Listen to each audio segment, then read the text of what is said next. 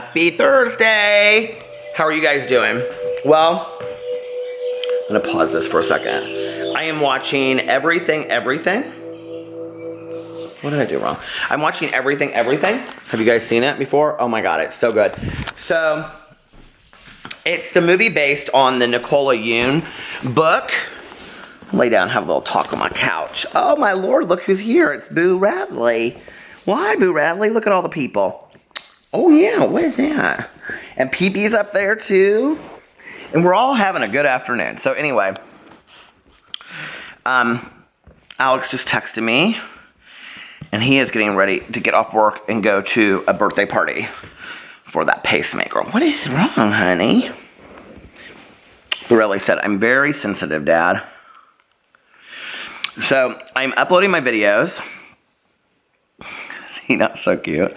And I'm going to do a live stream here in a little bit. I'm going to get some dinner first. And here's Pee-Pee. Pee-Pee is doing great. My phone is ringing.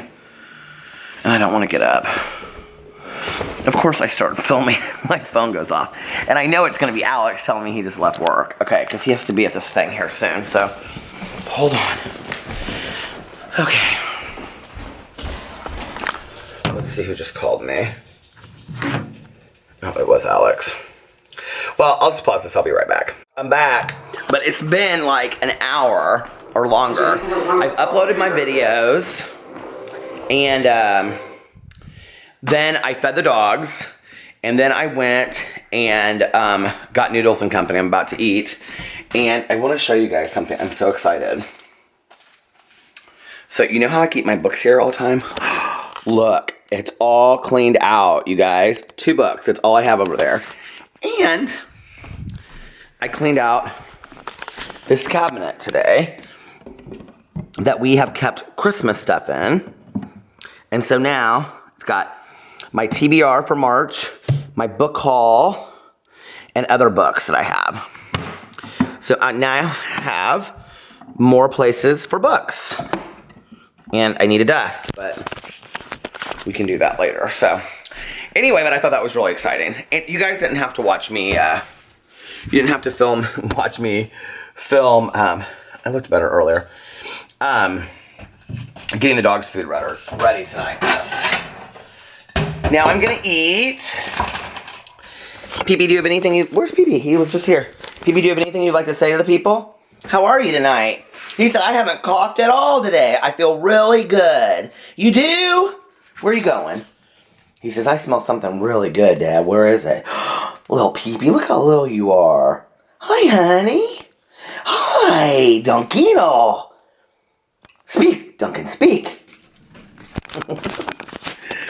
He's so cute. Now I have to give him a treat. Peepee, speak, Peepee, speak. He'll talk if I give him a treat. Speak, Peepee, speak. Speak. Speak, Peepee, speak. Sit. Speak, speak. Speak, Peepee, speak. Speak. Okay, here you go, honey. Here you go, Tucker. Boo Radley. Come here.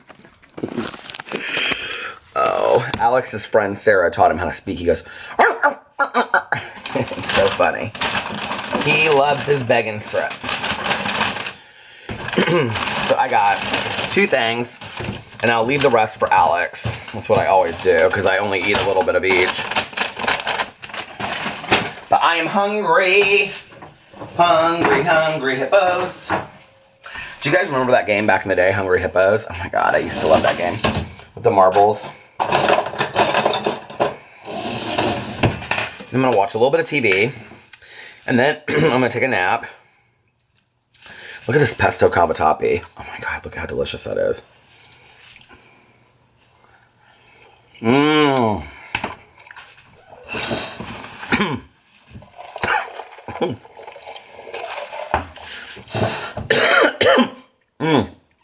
Jeez. It's not even spicy. I'm going to watch a little bit of TV and eat a little bit. And then I'm going to take a nap for an hour. And I'm going to do my live stream.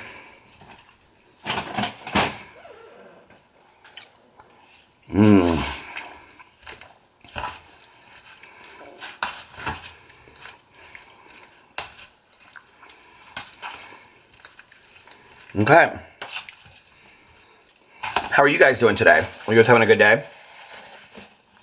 Are you working hard or hardly working?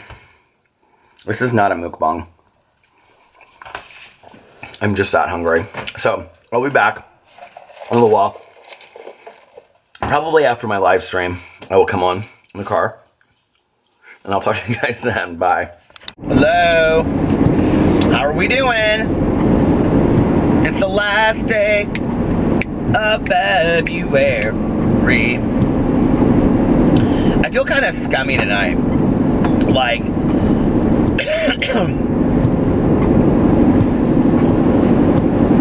I took a shower and like even did my hair and stuff earlier, and then I went and got food and came home and I took a nap with the dogs and stuff. And I got up and I did a live stream and I just felt like, ugh. Do you ever feel like that? I'm trying to plug in my phone to charge it. So, it's kind of warm here. It's 53 degrees, it's wet, it's raining. Can you hear the windshield wipers? It's just kind of humid and ugh. So anyway, I did my live stream. Alex came home about 15 minutes, a half an hour before I was done because he went and I could hear him upstairs watching Vanderpump Rules. And then he came downstairs right as I finished. I went into like Nick Avocado's stream and some other people's streams. And he came downstairs and he was like, I can't get PP to get his medicine. Will you help me? And so I tried to. PP's just being very difficult with it. And you kind of have to trick him into it. And so I took him upstairs and he wouldn't take the treats with the medicine in it. So I went upstairs and I changed. And Alex was going to sleep. So I lay there and talked to him for a second. And then I came downstairs and I was doing some bills. And PB came downstairs while I was doing bills. And I was like, do you want to go outside? And so we went outside and he went potty. And then I brought him inside and I was like, oh my God, we're going to have treats. And I got real excited and I acted like I was eating the hot dogs. And then he took it like that. I couldn't believe it. And so yeah. So thank God he took his medicine before he went to bed. We haven't had a day yet where he has refused completely to take his medicine. Like completely just outright refused. But it makes me nervous, you know. So I did this video today on my Peterisms channel about like boundaries that I set. Like, so I got an email. If you guys haven't watched it, I got an email and they were asking me like, does it bother me if we have alcohol in the house, you know? And they were like, I got done and I watched the video back and I was like, there were so many things I wanted to say in it that I didn't say in it. And then I was like, and now I can't remember what they are, but I was like, I'm going to address them again in another video, or I'll talk about them, you know, on here. But, like, I think a lot of the things I have already addressed on here, you know?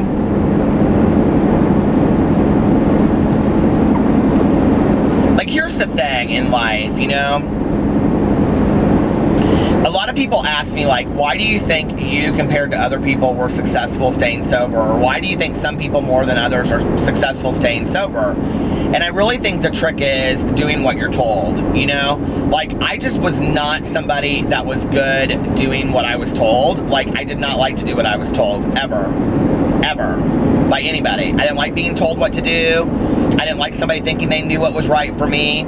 So when I got sober, it is so hot. Like, it's either hot or it's cold in here. When I got sober, that was something that I really fought. Was like, I have my big water cup, see?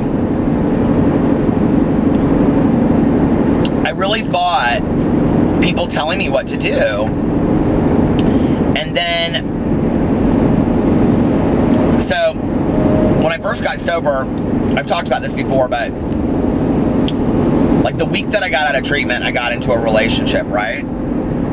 And my sponsor at the time was like, don't get in this relationship. He just like, just don't. Like, you don't want to get in this relationship. And I mean, this guy was adorable. He was an attorney. He was like 4 or 5 years older than me. He was like cultured. My mom really liked him. My dad really liked him. He just was fantastic. And he didn't have any addiction issues. And, you know, I was like, I think I very much believed that he was going to solve all my problems. And I think really in retrospect, what I thought was, like, I never believed I was good enough to get somebody like that. You know, like, all of the guys that I dated before that were just basically, they just were not great guys, you know, and they didn't treat me well, and they were cruel to me, and they called me names, and they really put me through some shit, you know, like, and I would not say abusive relationships, but I would say mildly abusive relationships. But I'm not going to take the story away from millions of people that have actually been in really abusive relationships. So I wouldn't say they were abusive relationships. But I dated one person that really put me down a lot and called me names and stuff like that. And so, you know, when I got sober, and then there was this guy that wants to, like, date me, and he's fantastic, I was so excited about it, you know? And he lived in another city, and I was going back and forth between here and there, and he was coming here, and you know, it lasted about 2 months. Yeah, it lasted about 2 months. And then I was like, I have this weird memory. Like, we played tennis. And that was in the summer. So anyway, I dated him for like January, February, and part of March. And then I was like, well, that couldn't have been, because Todd and I dated when it was snowing. So he and I dated like January, February, and I found out he was dating somebody else where he lived. Like, he was seeing both of us. And I was like, no, I'm not dealing. I mean, I was like, I'm not playing this game. And my sponsor was like, okay, so now that you're out of this relationship, you're not going to get into another relationship, right? Like, it's recommended that you don't get in a relationship for your first year of sobriety. I was like, yeah. And so I'll tell you the tennis part in a second. So I got out of that relationship. I told him, actually, I was like, when I found out, he was like, I can't remember what happened. The guy, like, called while I was there visiting. And I was like, what the fuck? And he was like, I mean, it's not that serious. I was like, what do you mean it's not that serious? I'm driving over here like twice a week during snowstorms, and you're telling me it's not that serious? I was like, screw you, I'm out. And so anyway, I came back and I was just devastated. Well, at the time, I was in this film studies class, this intro to film studies, and there was this guy in my class, and he had always been very, like, trying to talk to me, and this is the love of my life guy, and he had been trying to talk to me forever, and I hadn't really ever noticed him. And he always, like, we didn't have assigned seats or anything, so I can remember he would always come in and sit in the very back of the class, and I sat kind of, like, in the middle. And this one day he comes in, and he, like, dove into his seat in front of me. I mean, I can see it like it's yesterday. He, like, dove into the seat in front of me, and he was taller than me. He was, like, 6'1", 6 foot, and he had on this, like, green striped shirt. It's from Old Navy, I found out later. And he had on, like, these baggy jeans. And then, do you guys remember those simple shoes? Those simple skater shoes? He had these simple skater shoes that were green on. And he smelled so good. Oh my God, he smelled so incredible. He smelled like I had just walked through the forest. And what he wore was Woodland from Bath & Body Works, I found out. And, like, he wore the deodorant and the cologne and everything. And his hair was wet. He had real shaggy, curly, longer hair. It was fantastic. And, I don't know. And he turned around and he goes, and he was like, hey, he was like, am I late? And because, like, we had started, like, a movie or something. I was like, yeah, we're just watching whatever. And he was like, all right, can you catch me up during the break? And I was like, yeah. And so during the break, we started talking, and he started asking me all of these movies that were, like, gay movies. And, the time he would have been like 19, I think. If I was 20, I was gonna be 23, and he was like, he graduated like 2 years before that. He was like 20. He was 20 and I was like 23. Oh my God. When I tell you, I fell in love so quick and so hard with him. And he's the guy that I talked about on here that recently passed away. I found out through his Facebook page that he passed away, Todd. And the span of my entire life, you know, from 23 all the way till a couple years ago, like, it was always just missed time, always, you know? And,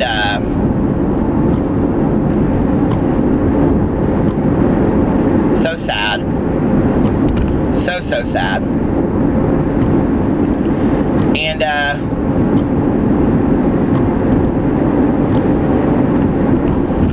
remember my mom used to tell me stories like this of people that she had crushes on, and I always thought, like, oh, this is what'll happen to me when I get older. Now I guess I'm older and I'm telling those stories, you know? But I remember at times I would talk to him about, he had a boyfriend that he was with for a really long time named Jonah, and Jonah died like a couple years before he did. And they had a dog, and I remember Todd called me and told me that the dog had passed away. And he's like, I'm the only one that's left. And then he kind of went out of control, and then he was going to move back to Indiana, and I don't think that worked out the way that it was supposed to. And that's when I saw him, when he was going to move back here. And I was just like, man, I can't get down with this. Like, he's out of control. Like, he looked bad. He was like, I think he was using all kinds of drugs and stuff by then, but he was a wonderful soul. So we dated, and then in like May or June, no, it would have gone till July, because he wrote a song for me called St. Peter, and he played it at the Carmel Fest in Carmel, Indiana, and I stood out there in the audience, and nobody, his parents, nobody knew who I was. They never were okay with him being gay, never till the day he died. And so he couldn't tell anybody about the fact that we were dating, you know? And I remember standing out there at this 4th of July festival, and like, he's writing this song, and he's like, he could see me, and he was singing it right to me. And I was like, I can remember thinking, like, this is so weird. He and I are the only ones that know this is about me. So anyway, and then he told me, like, right after that he had decided that he wanted to transfer to IU Bloomington, and he wanted to live on a college campus. And I was like, I get it, you know, like, I'm not going to stand in the way of your life. Like, you know, he was like, do you want to come with me? And I was like, no, I don't. At that time, I had started working in a treatment facility, and I was like, I really care a lot about you. I said, but, you know, like, I don't want to live on a college campus. It's not my dream. And I was like, but you need to go do that. You need to chase your dream. And if we're supposed to end up together, we'll end up back together. And oh my God, we wrote each other these lengthy love letters. And, you know, he would write me these short stories of how we would just meet sometime down the road. And he would always say, like, I'm going to walk past a bookstore and look inside, and you're going to be, you know, like, you know, doing a book signing, and I'm going to come in there, and I won't have seen you for 10 years, and, you know, it'll be like no time had gone by. And I always kind of thought that would be the case, you know? I mean, every time I broke up with somebody, like, he was like the person I went to and looked up, you know? And whenever I did, he was with somebody. And then when they would break up, he would look me up, and I was with somebody. And we both had pretty strong feelings about monogamy. I mean, we both were very serious about monogamy, and, you know, we weren't going to break up because the other person was single. We're just like, it's bad timing, you know? And every person that I was with at the times that he contacted me with, I was in love with. So it wasn't like I wanted to leave them, you know? And, so anyway, then he and I broke up, and he went to Bloomington. And,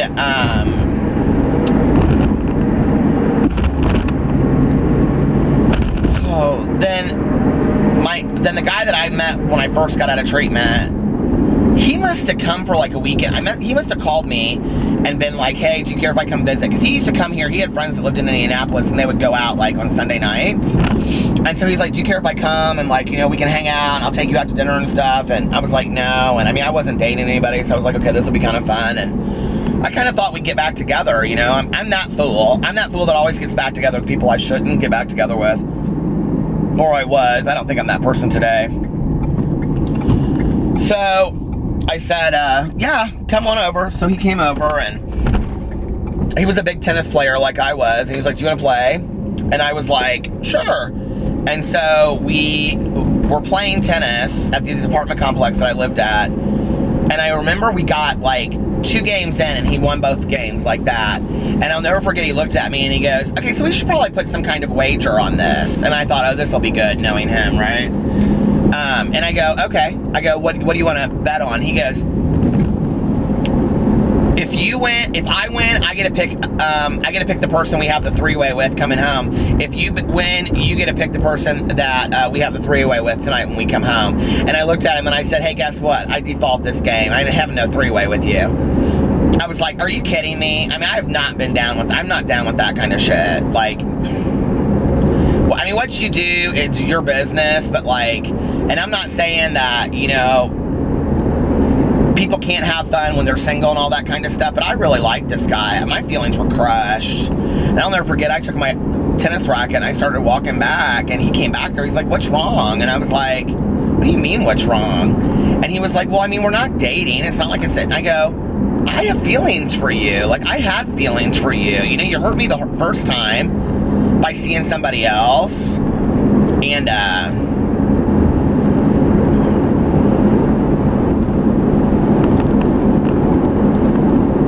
just not, I don't know. He's one of those people that to everybody else appears like he's such a good guy, but he just really isn't a good guy. You know, it's like my mom used to talk to me like people live to lie.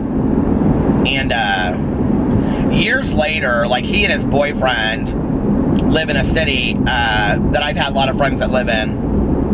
And they're like prominently known there because they're very like financially well off. I think he's single now, actually. Just recently single. And very serious position and all this kind of stuff. But I had this friend of mine that is Alex's age that I knew through Alex. And he said, your name came up. And I said, it did? How? And he goes, I met your ex. And I go, my ex? Which one of my exes? And you gotta remember, like, I claim, like, my last ex and Jared, the one before that. But, like, I don't talk about the other ones before that. Like, I mean, that they were, like, 2 or 3 months. Like, I mean, I'm 45, okay? Like, those were not long-term relationships for me. So he said this guy's name. I go, oh, really? I go, how did you see him? He goes, well, you know, the guy lives in Chicago. He was like, I was in Chicago, and he was like, I was out, and we started talking, and he said he'd give me a ride home, and he goes, he tried to get me to go back to his house and hook up with he and his boyfriend. I thought, God, do times not change? And he goes, but it kind of freaked me out a little bit, and he goes, he was real wasted, and I think whatever. And I was like, yeah, that sounds like him. And he goes, well, he said real nice things about you. He was like asking 50 questions, like, what have you been up to and what are you doing now and how are you? And he was real interested in your life. And I thought for sure I'd get a phone call after that, but nope, never did. And that wasn't too long ago either. That was probably like 6 or 7 years ago. I'm still friends with him on Facebook. I'm friends with everybody on Facebook. I don't ever get on Facebook. I think Facebook is for stupid turds. I can't stand Facebook. It's so weird to me. I just can't get down with that. I don't know why. I used to love it.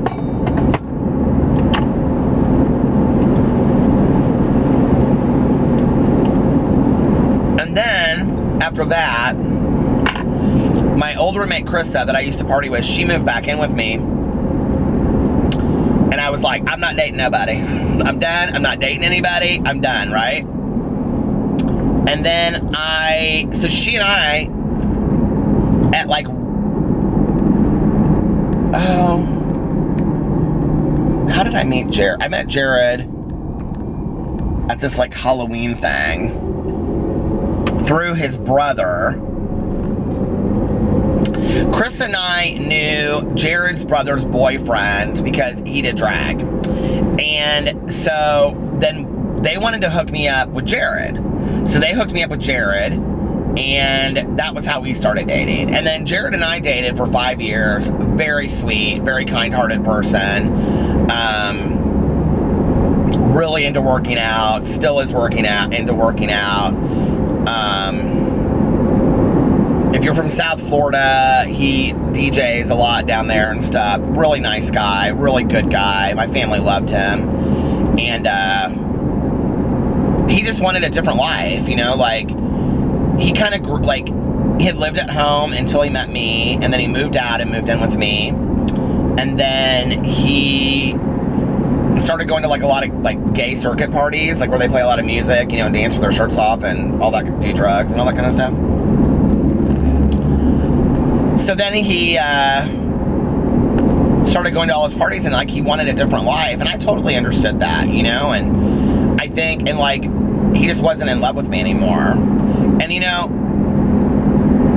as painful as it was, I would rather have somebody look at me in the face and say I'm not in love with you anymore, than to act like they're in love with me, or to try to like live the lie when they can't live the lie anymore, if that makes sense. Like, there's no, you know what I mean? Like, why are we continuing this facade when it's over? It's done, you know?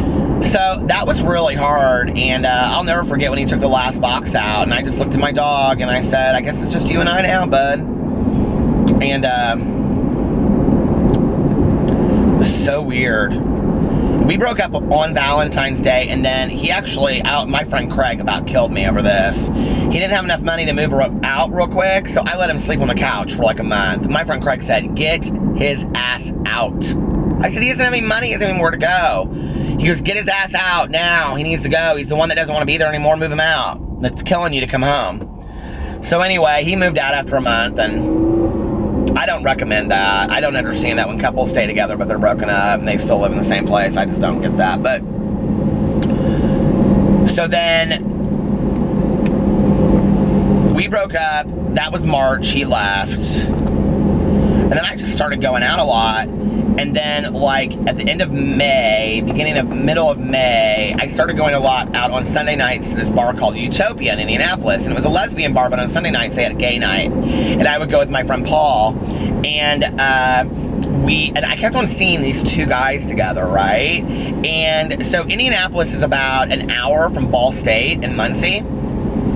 And I don't know why, but like, do you ever like create stories in your head and you have no idea why you created them, but they have no basis in truth whatsoever? So I thought these two guys, like, they were there every Sunday, and you could tell they were like best friends. They weren't dating. And I thought they were like from Muncie. I don't know why. Like, for some reason, I thought they were from Muncie. And they would always dance like right down in front of us. And the one guy would like stare a hole through me, and he was not the one that I was interested in, but his friend acted like he had no clue who I was. And I always have liked guys that challenge me a little bit, that are a little bit like, you know, like, I don't know, like, I just like guys that challenge me a little bit. So my friend Michael was visiting one night from out of town, and I was sitting there, and he was like, who are you staring at? And I was like, this guy right in front of us. And he was like, he's cute. And I was like, thanks. Yeah, thanks. And I was like, yeah, I know. And he was like, so when are you going to talk to him? And I go, I'm not. And he goes, if you don't go talk to him, I'm going to go talk to him. And I go, no, you're not. And so he goes, go write your number down. I mean, this is before cell phone days, remember? Well, no, that wasn't true. That's not true. I don't know why I did this, but anyway, but this became kind of like a little joke in our relationship. I'll just say his name. It's Shawn. It doesn't matter. I mean, I should tell more stories about him on here anyway. I'm very protective of his privacy, because I don't know if he wants to be exposed on here, but I'll never tell any bad stories about him. So he's an amazing guy. The yellow light for the battery just went on, so you know it's going to cut off in any second that I'm in the middle of telling the story. But anyway, so I went and I wrote my number down in a matchbook, and I put it in my back pocket. I put it in my pocket, and so I walked over to him on the dance floor, and I went to his friend. Can you believe it? I went to his friend. I'm like, at the time, 30? Something like that? 30? No. 29. I think I was 28 or 29. Had just been diagnosed with epilepsy too, like the year before. And I went up to him, I went to his friend, and I go, hey, how are you? And he goes, good. I found out later that his friend had this huge crush on me, right? And I said, is your friend single?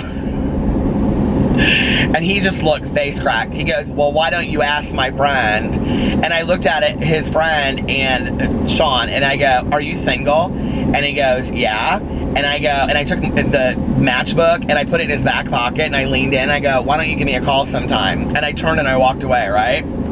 I mean, such a weak move. So anyway, about 5 minutes later, we're standing there, and they come walking off the dance floor, and his friend is just pissed and walks off the dance floor. And Shawn comes up to me, and he looks at me, and he goes, he's written his name down on a matchbook as well, and he puts it in my back pocket. He goes, he goes, are you going to seriously do some weak little move, like put a matchbox in my back pocket and expect me to call you? He goes, why don't you call me? And he walked out and they left. So I ended up calling him the next day and we talked for like 3 hours. That was on a Monday, and then our first date was that Wednesday. And that little matchbook thing was like a joke in our relationship the whole time. And, you know, we had a real magical relationship. I mean, for 2 years, it was great. And then the last 3.5, 4 years, it was horrible. And I don't even really know to this day what went wrong, you know? I just think, I don't know, it was just bad. It just was really bad at the end. And, we just grew so distant. And the other thing is that we were friends. We weren't partners at the end, and it was sad, you know? And I think the saddest thing for me is, oh, it just shut off. Okay.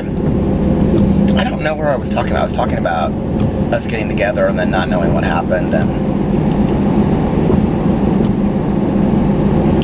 And then he and I broke up in December. And then I left my job the end of January, my career, 13 years in treatment. And then I dated a couple times that year. Like, I went out with like 2 guys, but I just wasn't, they were okay. It just was not my, you know, thing.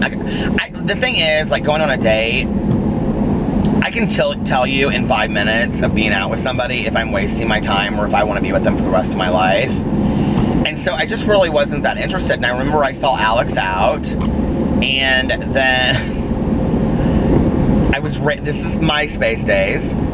I was randomly going through MySpace, and his picture came up as, like, you know, I saw it on somebody else's, like, top friends or something. I can't remember how MySpace worked now.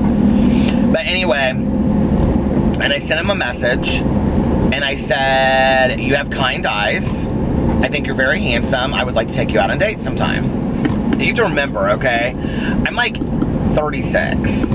He's 24. I did not have any game, okay? Just none. And he messaged me back and he said, thank you. He said, he goes, I'm not a kind person and I'm still interested in my ex. But if that ever changes, I will call you for a date. And I said, or I'll contact you for a date. And I said, thank you. And that was it. So, it's interesting, like, I saw him out a couple times that summer with his friends, but, like, I don't remember him out, like, a lot. And he had just moved back from, like, that April. I think he had just moved back from IU, Bloomington, and Indiana University. And so I started going out to Denver a lot to visit my friend Paul. And I had really thought I was going to move out there. Like, I was like, I'm going to move out to Denver. And then in August, I got this message on my MySpace, and it said, hey, when are you going to take me out on that date? And I messaged him back, and I was like, so I guess you're over your ex. And he was like, yeah. And so I said, well, whenever you want. And I actually canceled 2 dates before we went on it. And I think he was kind of hurt. And I had called my friend Paul, and I was like, I really don't want to go on this date. It was like the day of. And he goes, why not? And I was like, I'm not really interested in getting in a relationship. I mean, this guy's really young. It's never gonna last. I mean, it's not realistic, you know? And he was like, look, you either go on the date and it turns into something, or you go on the date and you've made a friend. But either way, go on the date. He goes, it's good for you. It's good practice for dating. You're uncomfortable in dates anyway. So I was like, he's right. So I went on the date, and we had, I mean, an unbelievable time. It wasn't even like we went anywhere fancy. It was like, this is where, like, when people tell me all the time, or ask me all the time, like, what's like a really special date I can take somebody on? I'm like, I don't know that I think it really even matters. We went to Bravo, which is like a chain Italian restaurant, and we just sat there, and I remember we didn't even like, and like Alex is the one that remembers this, but he'll say, like, we didn't even eat our meals, like, and like, we ate them, but we didn't eat much. And then we went and got coffee afterwards at Starbucks, and we drove around and talked. And then we went back to my condo, and we sat and talked a little bit more. And we both remember that first night differently, so how it ended.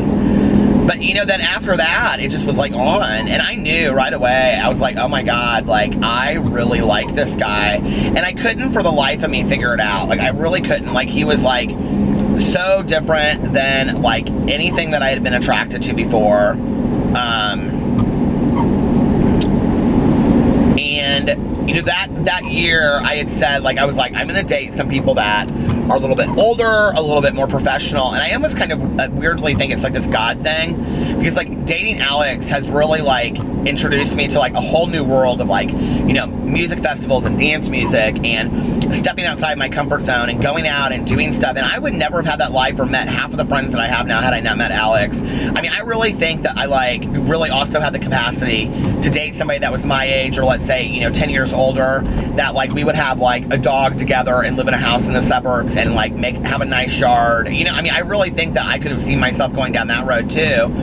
But really my heart and soul is beatnik, it's hippie, you know, like not like I'm dressing that way, but like I really have that kind of mentality, you know, and that free spirit mentality, and he matches it so well, like he just does, you know. And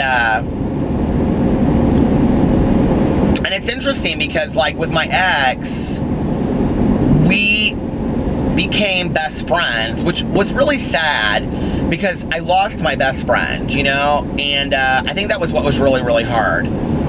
But like, I can remember like one of the things that Tanya would ask me, like when I would entertain getting back together with him, she would say, like, are you more attracted to him now than when you broke up? Like, she would say, do you want to have sex with him? And I'd be like, no, I don't. Like, I'm not sexually attracted to him anymore. And she would say, Peter, you can't fix that. It's not going to work. Like, yes, you guys were great friends and you have this intense bond, you know, but you're not going to be able to go back to that. And I think he and I both knew that, you know, and it's like Alex and I have this like fiery passion between us. And we were talking about this with our marriage counselor like 2 weeks ago, and I said, I don't know that I said, you know how like couples a lot of times will say, oh, he's my best friend and she's my best friend and whatever. I said, I don't know for our relationship that that's supposed to be the case. And our counselor was like, I don't think that that's supposed to be the case for a lot of couples. And I said, I mean, Tanya is my best friend and Sarah is Alex's best friend. And they give us things that like, I don't know that we could get from each other. You know what I mean? And Alex and I are very good friends. I mean, we're partners in life. I hate the word partner, but, you know, I mean, we're husbands. And, but that fire is still alive. And, you know, after 10 years, to keep that fire alive is just, it's incredible. It's hard, you know, and it's not always easy, especially when people are tired, and people are tired, especially when we're tired and you're feeding the dogs and giving them the medicine and coming home late from birthday parties, and I'm doing, you know, this and he's doing that. And, but, you know, we make the time for it. And we're both so excited. We were talking about Miami yesterday, but we're both so excited just to have like 10 days of being completely reconnected, you know, and I love that time with my husband. I absolutely love that time, you know. Just even like walking down the street to go get a coffee at Starbucks. Like, I remember like the last time that we were in Miami, we would just like go down to Starbucks and just sit there and then like get coffee. And like one day we just like played around. We took our computers and we just like played around on our computers. And I was like, he was uploading like some resumes for stuff, and I was like doing stuff on YouTube, and we just had such a blast. Like, we don't ever make time while we're here to go to Starbucks, just the two of us, and work on our computers and download music and stuff like that. And then he was like, hey, have you heard this song? And I was like, no, what is it? And it was so fun, you know, like, and our vacations always, we're looking at going to Mexico again this summer. We have friends that are getting married in July, right down from where we stayed last year. So we're kind of looking at maybe going back there and staying at the same place that we stayed last year. We're checking in to see if we can afford it. I don't know that we can, but it'll have to do, you know, taxes. We haven't done our taxes yet. But trips for us are so good, you know, even if it's just a weekend away. It's so important for us to take like, you know, 2-day, 3-day vacations out of town, or like a week vacation. And we do very well planning for the future too. We have so much fun planning for things in the future that we seem very connected. We seem very much like on the same page when we do that, you know? So yeah, Those are all my relationships. When you lay it out like that, it seems a lot shorter, you know, than, it seems like, I remember every person. I remember, like, some of the smallest details of people, like some of the most bizarre things I remember about them, you know? And then there's, like, huge gaps that I don't remember anything about this person. I mean, if you ask me this, and this about somebody, I'd be like, I have no clue, you know? Like, I don't remember at all. You know, it's like stupid things. You know, like, I know that Alex, like, hates ketchup, and that he doesn't eat fish, and that he won't drink red wine or white wine, and he doesn't like chocolate, and he doesn't eat desserts, and he hates breakfast food. But, like, I don't know that I remember any of that about any of my exes, like those small little details. Do you know what I mean? I don't. Like, I don't remember that. I don't remember, like, if they liked ketchup or if they didn't like ketchup. Is that not weird? You would think that you would remember those things forever, you know?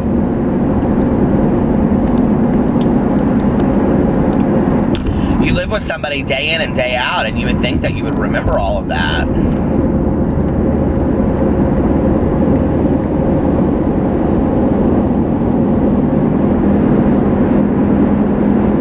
It's weird. It's weird, those things you forget. I'm, like, trying really hard to remember, like, what do I remember? I mean, about Jared, I really don't remember anything. But, like, about Shawn, you would think that, I mean, I guess it's been 10 years, you know? It's been over 10 years since we broke up. So, that's a long time. I remember stuff about my mom, though.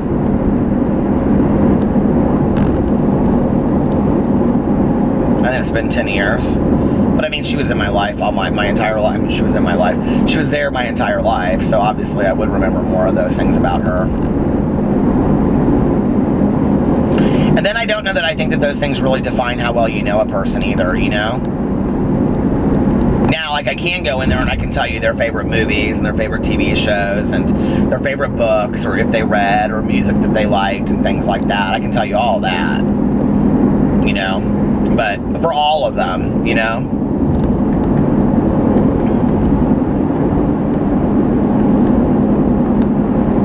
I wonder who would know those things about me. People would remember those things about me, you know? Like, in the grand scheme of things, how really important are you to the world? And how is your love or distaste of ketchup really that important? Do people remember that stuff, or do they not remember it, you know? You better remember, I love ketchup. I love all condiments, except for Miracle Whip. I don't really like Miracle Whip. But I will tell you, back when I was, like, eating, like, meat, after Thanksgiving, oh my God, turkey and Miracle Whip with, on white bread, like leftover turkey from a turkey, you know, on Thanksgiving. It was so good. I don't know why then I could do Miracle Whip, but I hate it usually any other time. Isn't that so funny?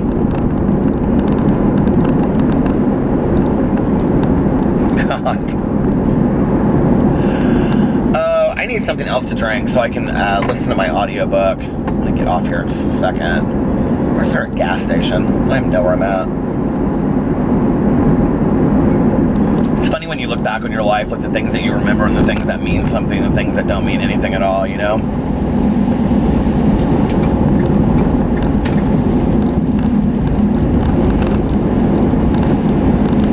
When you start thinking about that stuff and you say life is short, like in that context, life doesn't seem real short, not at all. You know, it seems like it's been a long road. I've had a good road, I've had a good life. Getting sober young is like such a gift. I mean, it really, really is, you know? Like, you just get to experience and appreciate things, like, I think in a way that other people just don't really get to appreciate it, and it's so awesome, you know? And I'm so, like, I feel so blessed that I got sober young. I wish I would have got sober younger. I had a lot of fun, especially, you know, like 18 to 22. 18 to 21 and a half, but after that it went down real quick. But I wish I was one of those people that got sober at like 15 or 16, you know? think the things had to happen in the way that they happened for me to still be sober today, because I don't know that I would still be sober today had I gotten sober at 15, 16, or 17. Does that make sense? Like, I mean, my having used harder core drugs, I think really has a lot to do with why I'm not picking up today. But, I mean, I don't know. Who knows, right? I heard somebody share their story that got sober at 14, and I mean, I was jealous. I was like, I wish I had had those extra years, you know, those 10 extra years.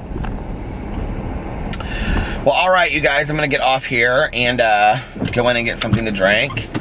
I love you, and I will talk to you later, and I will see you on Friday. Bye.